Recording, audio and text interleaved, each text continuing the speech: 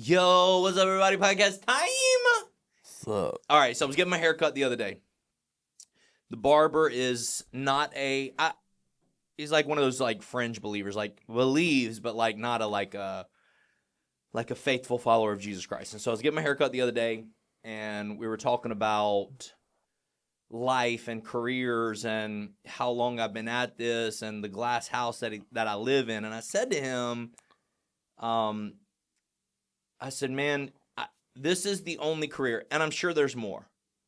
But what I said in the moment was, this is the only career that you spend 20 years, 30 years, 40 years being a righteous man of God, woman of God, doing everything you can to make right decisions, and then in one moment can make a bad decision, and everything is wiped away from you. Your career, your legacy, your name in the community, your value in people's lives, everything wiped away from you in one moment. Any other careers like that you can think of? I don't even know, because a doctor's got that malpractice insurance, so. Yeah, I thought about even a doctor, but a doctor can make bad mistakes in character, integrity type mistakes. Even if they mess up on an operation, they still have insurance for that. Yeah. Maybe a politician. I thought about that, and then I thought, man, there's so many politicians that have come back from, moral failure or whatever it is, But I did think politicians. I think like the people that are like public figures, like even some athletes. We've seen athletes have a fall from grace where they just make that decision, and almost even though however great they were, that legacy gets tainted. People that are in the public eye a lot, maybe, but I don't know if it's as significant as ministry. Yeah.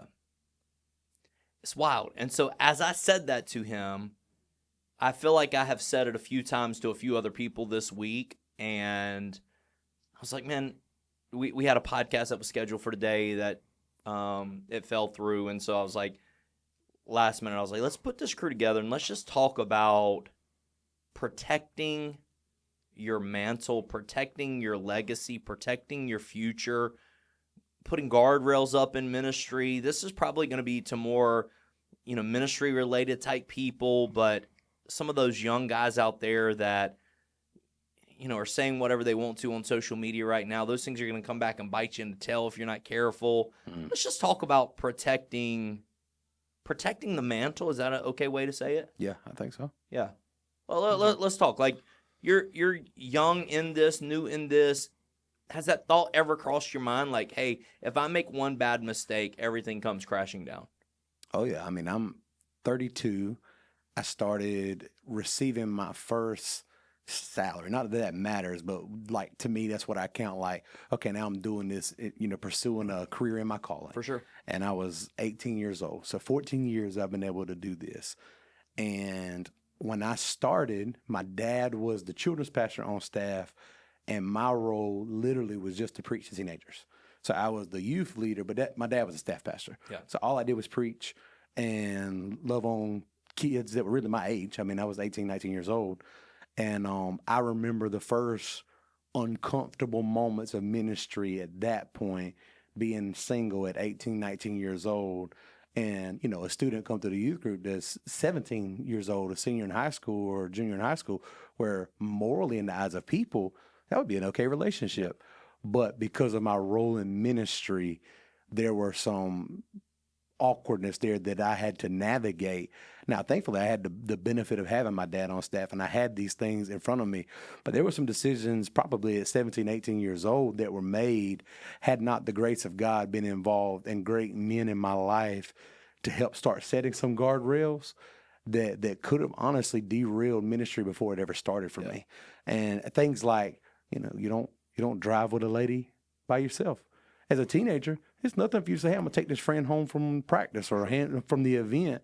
But as the youth leader who's preaching to the kids, I couldn't take a 17-year-old girl home by myself. Yeah. Somebody better be with my sister, better be with me. And an adult figure must be with me in those contexts. And then as that morphed and graduated, I made some poor decisions in my life right before marriage. nothing crazy. I ain't got to go all crazy on the podcast, but there was something that me and Becca had to walk through going into marriage. And from that moment, one of the pieces of wisdom I got from you, I believe it was all access. Absolutely. So my wife has every password, every PIN number, every email, every social media, every account, everything that I have, she has complete and utter access to. It's not uncommon for us to be riding down the road and her to grab my phone and start reading. Not because she doesn't trust me. She's trying to look for something. Honestly, because I have ADD and I might forgot to tell her something. For sure. But some people don't. I've seen people in my life like get offended by that. You put my phone down right now. That's none of your business. And it makes me cringe because to me, I want all access. See it all. Because we have seen too many people get to a place where those things come back to haunt them. And I would rather her have all access to my life so I don't delete a text message. Yeah. I don't delete anything that's sent to me. I have text messages from 10 years ago that right now I can pull up receipts. It's like, that's not what I said. Absolutely. It's right here. You learned that. Yeah. Very quickly. I'm all about them text message Yes, sir. receipts. 'Cause I want- Let me show you what you said. That's right. Because I want to protect, because you said it's fragile. It's fleeting. It can be destroyed. It can, from a misunderstanding. It can be destroyed, and so I try to do everything. And we've I can seen to guys. protect that. We've seen guys who I say guys. I don't mean guys as in like men. Yeah. Men, women, doesn't matter. We've seen guys who have been in this for years. Yep. That make bad financial decisions. That the black eyes that the church gets most of the time, it's because of a leader of the church doing something inappropriate that he would have never done whenever he was new starting off in ministry, Right. but he wanders away for whatever reason, however that happens, wanders away and then makes a bad decision or a few bad decisions, and his life, his family, his future, his name in the community forever altered. And to the young minister out there, just know you're guarding yourself even in this moment, protecting your future self even in this moment with decisions that you're making, text messages that you're sending, phone calls, meetings, all of those things, your social media posts, all of those things. You are protecting your future version of yourself by aligning these things in accountability and integrity and character and morals and values and those sorts of things as you're walking this out early on in ministry.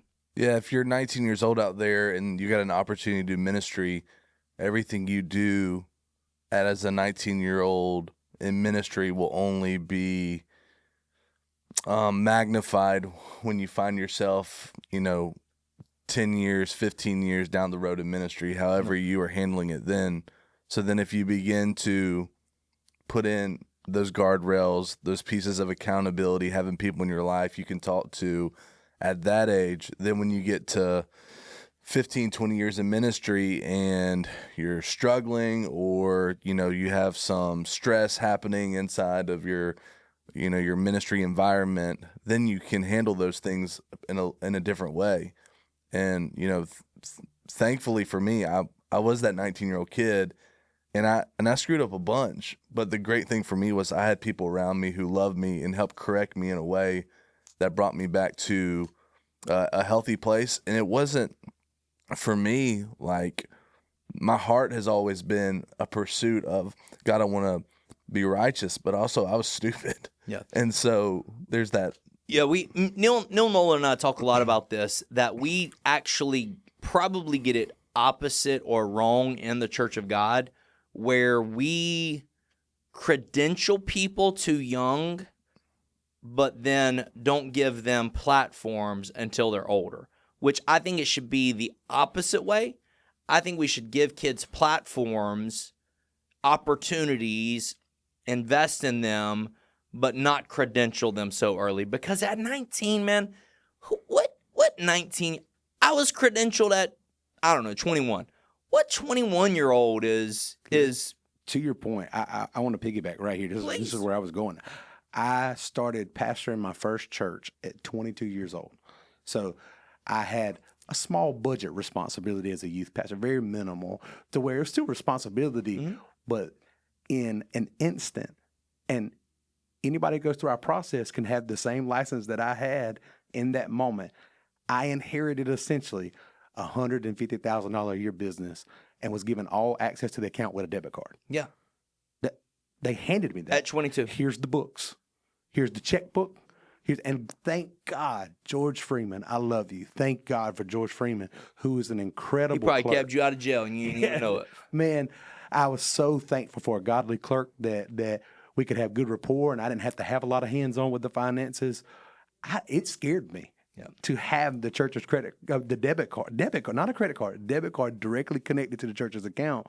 And so you think of things, and some people are probably like, oh my God, whatever. But there are just a lot of church systems there to where we had some classes in preparation. I'm about to say, they give you all that at 22 and then just throw you out there. There's no business class I took. There's no management class. There's no. Or somebody to constantly give you oversight of that. It's not like, hey, you're 22 running a branch of this said business and you're getting constant oversight. No. They just throw you out there and say, good luck. Yeah. If I went to Walmart and said, hey, I'm going to buy a Sam's purchase for the church for an event we're having, and I decided, you know what, I'm going to put 2 cases of drinks in there for the house because we need some cases of drinks. Our clerk wouldn't have thought anything about it. He would have been like, that's great. But to me, that gets some slippery places to where, because of that lack of oversight or coverage or whatever you want to call it, it can put people in places to make decisions that otherwise they may not make on a normal Yeah, and so my son is young. He's credentialed. And the reason is because if this is the system, you follow the way the system is. Mm-hmm. But the flip side is I think we do it wrong in the Church of God. I think we don't give young guys platforms. We don't give them opportunities. If we give them opportunities and then they go and they fail, we can't take license from them that they don't have. Right. But at 19 years old, a kid who's credentialed in the Church of God, they do something inappropriate, something wrong, we should be taking their license. And yet we also know this is what a 19-year-old does. They make stupid decisions, And so I think we get that wrong a lot, backwards a lot, and I think that probably what we should do is give them a platform, give them opportunities to use their gifts, to operate in their gifts, to grow in their giftings, but wait before we put our stamp of approval on them. I don't know the right age frame of that, and everybody ages is different, which is why it's so hard to put a stamp of age on that. But wait before we put our stamp of approval with credentials to where we say, when we give you these and you mess up, we're going to take these back from you. Yeah. That's hard to do at 19. Yeah, I agree. Yeah. That's it. No, I mean, I'm just thankful for, like I said, I've had people in my life who, as I'm walking through, like I can point back to conversations that I've had with all my mentors and know the things Josh that, Childers looking at you and saying, Johnny, you idiot. yeah. But then also helping me figure out the process for what this. Here goes how to walk it out. Yeah. Yeah. Absolutely. And you got married young. I got married young. Thank God for that. Thank God for my wife who helped me learn some stuff about life. And she wasn't in ministry, but she helped me learn stuff about life and ministry that I didn't even know I needed. Yeah. And thank God for my wife, and thank God for each of your wives that have protected you and helped to keep you in this season of your life. But man, there is all around slippery slopes that if you're not careful, if you don't have guardrails up, you can slide down and destroy the future version of yourself. Yeah. And I would encourage people, welcome accountability. Welcome it. People who push against accountability already make me nervous. Yeah. Why would you not want accountability? And again, I get all the things we could say, whatever. For me, I would much rather have more accountability, more processes, people, whatever the case may be, to help protect myself from myself. No doubt. Than say, you know what, no, I got this, me and the Lord, and all this kind of stuff, and then get down there in a season of life or an island or a moment, because we can all say, I know I've been guilty of this. No, I wouldn't do that. I never made that decision. Yeah.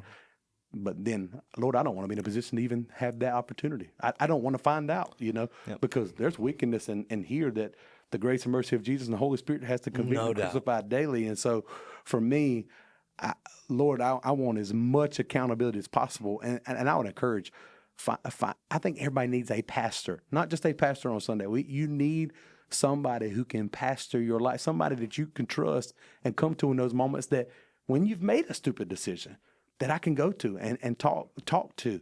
And I guess I would ask this question to you because I believe this is something you've done really good at being a pastor or a mentor to others. And also I believe that you have a heart of servanthood that you have submitted to those who have been able to give wisdom and insight. Do you think it is sometimes a lack of young guys not desiring that accountability, or is it a lack of mentors or people who have had that experience not willing to give that accountability, or is it somewhere in the middle? Yeah, so I think at this stage of my when I was young, 25 years old, I would have said the old guys are scared of us. They don't want to give us Right. wisdom. They don't want to give us mentorship. Right. At this stage of my life, I am shocked at how little people desire mentorship from someone like me. Shocked. You do an event, nobody, people who you think should show up, who you think should want something like this, mentorship group or whatever, a intimate conference type setting, conversation type setting, and it's just shocking how many young pastors don't want that or want to know, tell me all the details of what I'm getting into to see if it's worth my time. Mm-hmm. And you're like, yikes.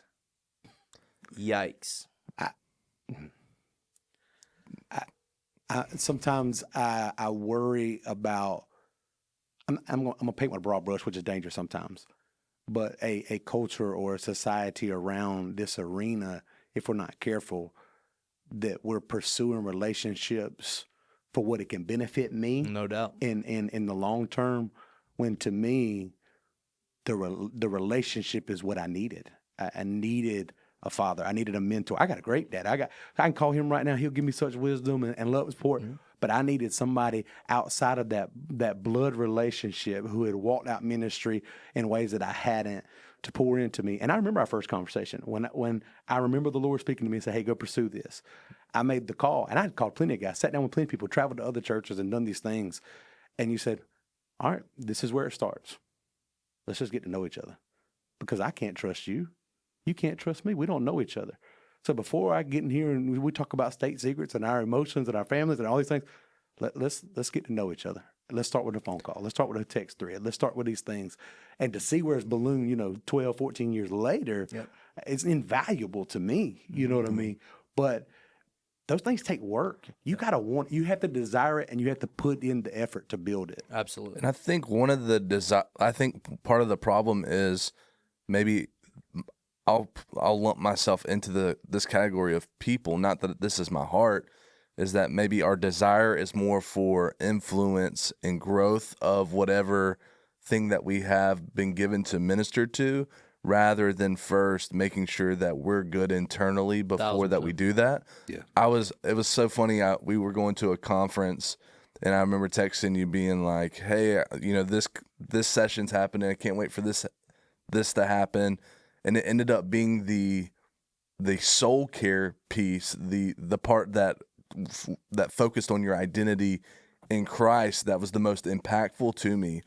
And I think about how there's so many people in my life who I've looked up to, and it was almost like, David and Saul, oh, how the mighty have fallen, where people who've built great ministries, who've thousands of people they've ministered to, but because internally they weren't okay, that all that stuff faded away. Now, thankfully, there's restoration processes. Sure. There's all that stuff, but because there was more focus outward than inward, that you then see the stuff that you've been fixated on, it crumbles. Yeah. And so it's kind of been one of those things for me, watching people who I've looked up to from that 19-year-old kid and keeping my eye on that. And it's something, I've done ministry with Simeon since I was that age. And a conversation we've always had was, man, like, don't think that can't be you.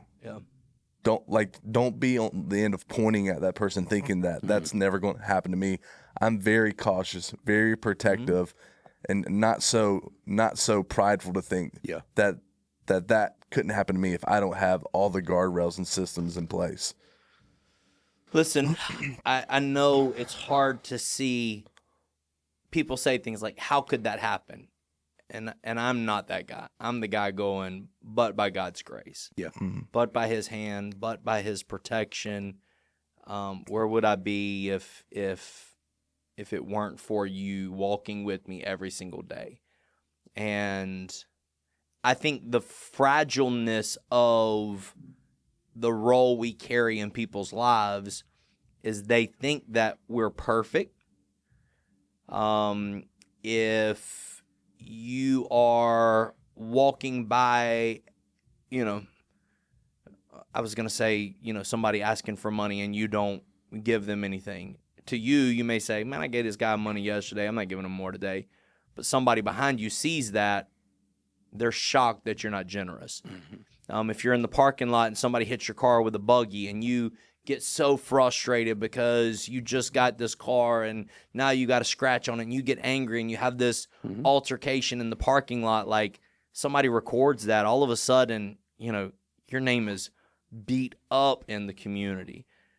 Something as simple as a girl walks by you in the store and you take a look behind you, like people watching that, they can't believe that you would be human. Pastors would be human. And so if we're not careful, we get in these moments where we want to be superhuman. We want to be. We want to be supernaturally empowered by the Holy Spirit every day of every moment of every day. But there are moments where we are in our humanity and have to war against our own flesh and have to walk that out and have to journey through that, what that looks like every single day. And it is, I'll say, fleshly. Sometimes not even sinful, just fleshly. Just the flesh being the flesh, that you've got to work through your frustrations and your aggravations and why are you feeling like this and why, and all of the things that you're working through and even at a micro level, local church, small town, people are watching you and you live in a glass house. And you go back to the book of James, I don't know, 1, 2, 3, somewhere in there, where he says, I'd rather you not be a teacher of the gospel. Yeah. I'd rather you not do this.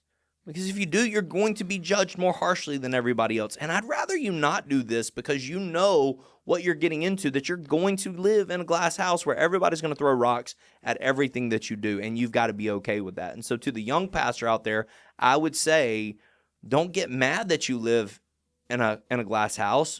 Understand you live in a glass house. Yeah. And James says you live in a glass house. And I think this perspective is so fresh because it's not just the big sin things that we see, the big failures of. No. It's not just the big affair or the big money laundering or the big whatever. The fact of, it's kind of a twofold thing. Number one, in ministry, at least in my limited experience that I've seen, if God's given you a teaching gift or a singing gift and you're able to leverage that anointing properly and use it to build his kingdom in some level, success is fleeting, but some level of success, the dangerous part of that is there is a influence in the local church and a surge of almost like kingship and especially in smaller churches that is granted to a young person to where all of a sudden, like, man, you can do no wrong and you have all this access and all this freedom. But on the flip side of that, to that point, how many people have we seen their internet persona on social media or their response to a ball game in a conversation, or I know I've been guilty of this, on a ball field or a court, or because of the competitive drive in me, you see that person react like the guy that was just preaching at youth camp or leading worship at youth camp is now getting ready to get in a fist fight on the basketball court, and it changes your whole perspective of that person. There have been guys that to this day I had to repent over, and I've gone to and apologized as an adult. That for years I didn't even want to talk to them because of an interaction we had as I was a teenager. And they were adults on a basketball court. It's true. And And that's just human nature. Like it's just that's not sinful necessarily. It's fleshly stuff. If you die before I do, and I get to speak at your funeral, Okay. I'm going to tell the story. Yeah. We were having staff Olympics, Oh no. and Joseph's team made staff Olympics so unbearable by y'all's attitudes towards it.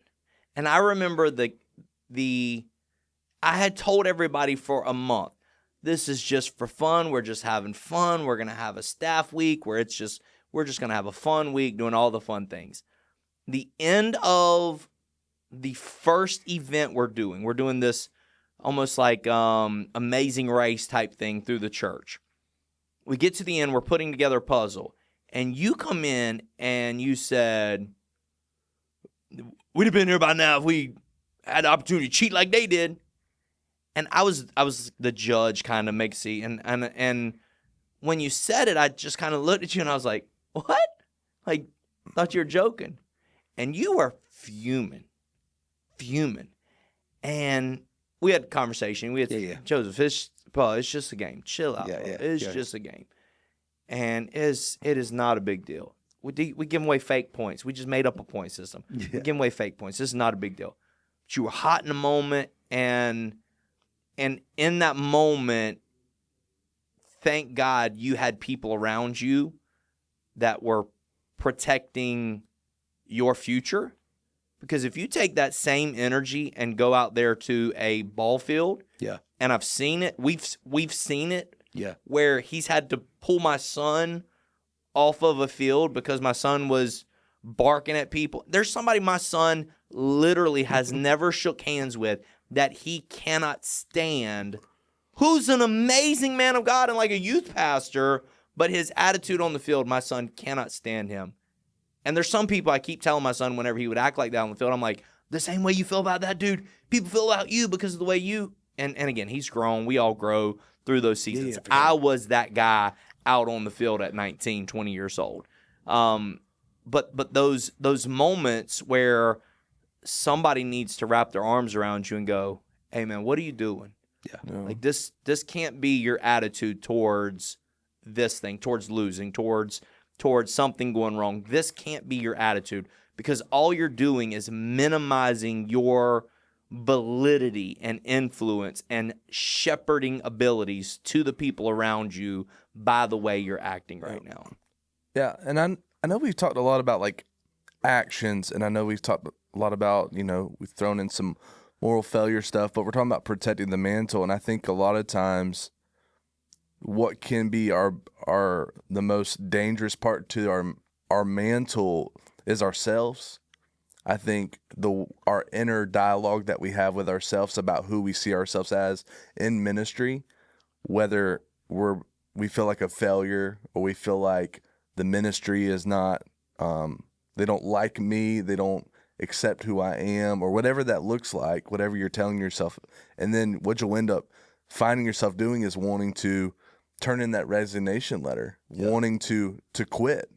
And I think just as much as your whatever scandal, whatever the sin thing is, whatever that could cause you to have a mishap with your mantle, your also your internal dialogue, if you don't have people around you who can encourage you, kind of discern where you're at in life, if you're not open and honest where you're at, and they can help you fight for some of that stuff, I think that also will take you to a place where you'll say, you know what, this isn't worth it. So just as much as maybe a failure, a moral failure would take you out of ministry and you operating in that mantle that God has placed on your life, the same thing can happen. Just, it doesn't have to be anything scandalous. It just has to be enough for you to believe that your gifting and calling is worthless. Yeah, and I know we're running out of time, so we won't talk soul care in its fullness here. But pastors are a very unhealthy profession, emotionally, mentally, physically, and spiritually. Because we feel like we have to be superhuman. And because we feel like we have to be superhuman, we can't be honest with anybody. We go, so we're not good about taking care of our health. We can't be honest about what's happening in our minds because we'll think that somebody thinks, badly of us. We're so busy pouring ourselves out spiritually and emotionally that we never get ourselves poured back into. And we are a very unhealthy, again, broad brush. Yeah, for sure. Broad brush, because there are some really healthy ministers out there, but we are broad brush, a very unhealthy group of career type leaders. We don't know how to care for ourselves very well. Yeah.